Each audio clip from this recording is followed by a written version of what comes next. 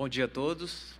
Primeiramente, eu gostaria de parabenizar a organização do evento, agradecer o convite, agradecer à BAT para falar um pouquinho do tema da reforma tributária, que é esse tema tão pujante. Eu acho que todos os painéis a gente vai mencionar em algum momento ou outro, é a questão mais relevante tributária e econômica dos últimos anos.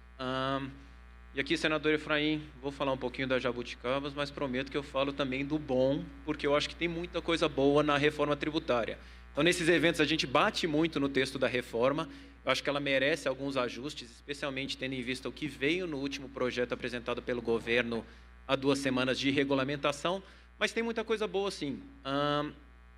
Reforma tributária já é um tema que é debatido desde praticamente da Constituição. Tem 30 anos que a gente discute reforma tributária. Então, não é nenhuma percepção de que o cenário atual tributário é ruim, já é uma saturação. Já tinha 10 anos que todo mundo já tinha percebido que o nosso atual sistema é ruim e tentávamos mudar, mas não conseguíamos antes. O Congresso não tinha forças para mudar, o Executivo não demonstrava tanto interesse até o ano passado, quando a gente conseguiu essa congregação de forças para fazer essa alteração. E como o senador Efraim adiantou, no ranking Doing Business, o Brasil estava sempre nas últimas posições. O quesito que mais rebaixava o Brasil era o tempo gasto com obrigações tributárias. O Brasil era o último lugar nesse quesito, e era o último lugar com milhares de horas a mais por ano gastas em contabilidade do que o segundo colocado. E, além disso, tem um outro problema, que era o excesso de contencioso. A gente tinha uma legislação, a gente tem uma legislação que, por conta do Estado federativo, ela é confusa, ela se sobrepõe em vários casos. Então, além das normas federais, temos normas estaduais para tributos estaduais, temos normas municipais, muitas vezes contraditórias, muitas vezes invadem o espaço de uma competência. Então, isso fica muito melhor no novo sistema, que simplifica, e aqui eu abro até um parênteses, tem muita gente que critica, pô, a reforma não simplifica porque é um projeto de 300 páginas e 500 artigos. Se você pegar 3 ou 4 leis de ICMS, você já tem esse tamanho hoje, são 27, mais as 5.000 legislações de ISS, mais a legislação federal. Então, a partir do momento que a gente está unificando tudo isso em uma norma só, com uma unificação de alíquotas no destino, eu acho que a questão já fica muito mais fácil, muito mais simples e tende a reduzir o contencioso tributário.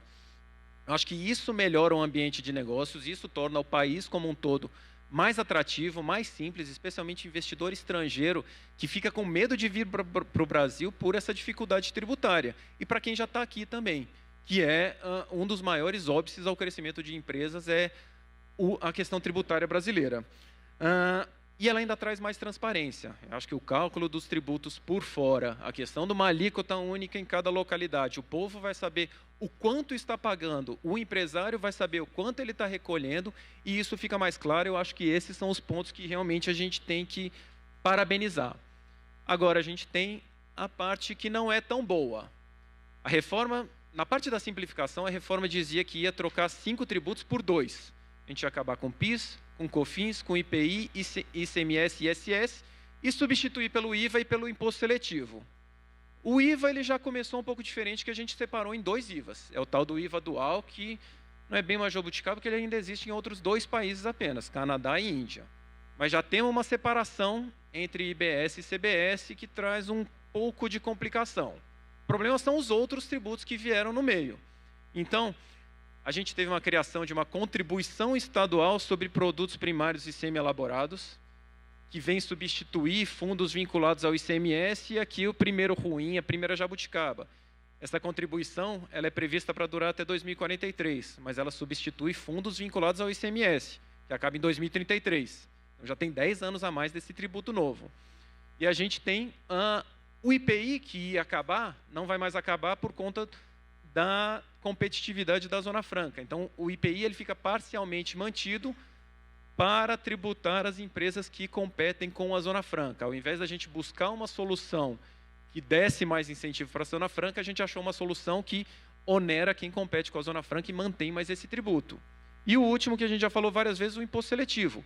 Na verdade, o imposto seletivo ele tem duas partes, né? Porque você tem o imposto seletivo tradicional aplicado em todo o país do mundo sobre produtos potencialmente danosos à saúde e ao meio ambiente, e tem o tal do imposto seletivo extração, que é completamente diferente, e esse sim tem um caráter claramente arrecadatório. Basicamente, se pegaram os principais componentes da balança comercial brasileira, soja, petróleo e minério de ferro, vamos tributar esses dois aqui. Então, petróleo e minério de ferro vão ter tributação pelo imposto seletivo, até mesmo na exportação, que é algo que aqui já entra primeiro jabuticaba. Os outros países do mundo não exportam tributos. E a gente vai estar exportando tributo na mineração e no petróleo, retirando a competitividade do Brasil no exterior. Eu acho que esse é um primeiro ponto.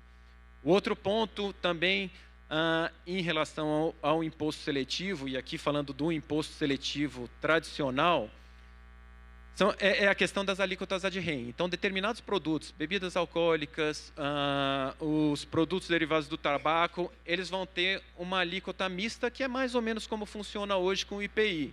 Você tem tanto uma alíquota que a gente chama no direito tributário de ad valorem, um percentual do valor do produto, quanto a ad rem, que é um valor fixo. Então, comprei uma latinha de cerveja, R$3, vou pagar 0,20 centavos de tributo. A mesma coisa para o cigarro.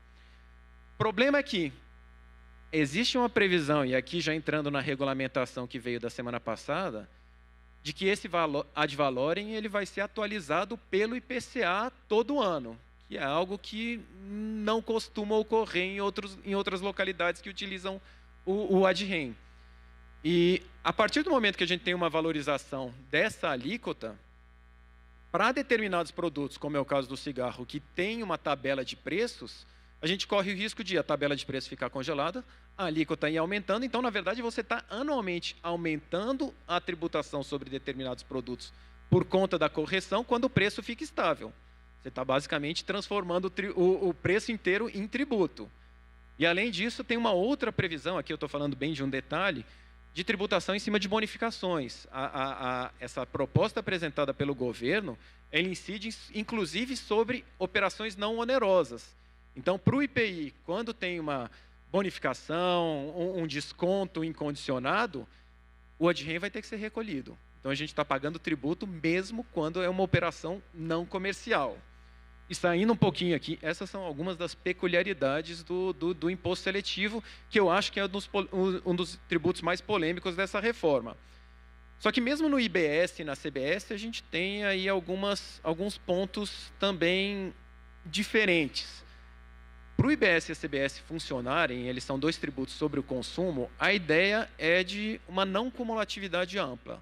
Ou seja, se aumentou a base de cálculo, hoje em dia, no futuro, o IBS e a CBS vão incidir sobre operações que hoje não são tributadas, como é o caso, por exemplo, de locação de imóveis, que hoje não paga nem ISS nem ICMS, vai começar a recolher esse novo tributo.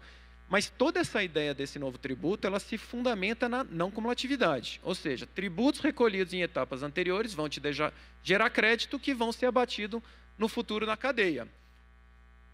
E a reforma, a Constituição previa, exceto para o que for considerado bem de uso e consumo pessoal. Ok, veio essa regulamentação da semana retrasada do governo e trouxe até uma lista taxativa do que é bem de uso e consumo pessoal, o que é positivo, mas escondido em outros artigos, a gente tem determinadas despesas que não vão gerar crédito.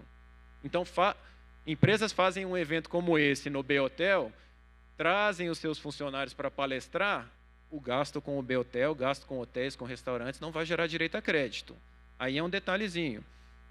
Plano de saúde, eu acho que esse já é um custo muito mais considerável, não vai gerar direito a crédito. E com isso a gente volta a um ponto que o senador Efraim estava falando, de uma preocupação muito grande na arrecadação, então não vou dar crédito para plano de saúde, que vai ter impacto na despesa. Porque se você não incentiva empresas a contratarem plano de saúde também para os seus funcionários, eles vão ter que buscar planos de saúde privados, que são muito mais caros, ou o SUS. Você está aumentando a despesa no SUS. Então, sabe, de um lado a gente tem o imposto seletivo preocupado com bens que causam prejuízo à saúde e ao meio ambiente, e de outro lado você tem um desincentivo à contratação de planos de saúde e oneração do SUS. Então, eu acho que são esses os pequenos detalhes que a gente vê na reforma que mostram muito mais um intuito do governo em buscar o aumento da arrecadação e fica em detrimento do discurso da simplificação. Então, agora a gente está entrando no momento mais crítico da reforma, que é a discussão da lei complementar e da regulamentação. A gente está falando de uma regulamentação que veio exclusivamente do fisco. Foi montada pelo governo federal, estadual e municipal, com pouquíssima participação do setor privado. Chega na Câmara dos Deputados, depois vai para o Senado, que são os momentos de participação efetiva do contribuinte, que é o maior afetado pela reforma tributária. Então, aqui fica até o nosso apelo aos deputados, aos senadores presentes, para que realmente ouçam o setor produtivo, ouçam as sugestões de melhoria que vamos trazer efetivamente para esse projeto de lei, para a gente ter realmente um projeto democrático, um projeto que vise a liberdade econômica e vise menos a arrecadação e mais a simplificação e a garantia de um ambiente propício para os negócios.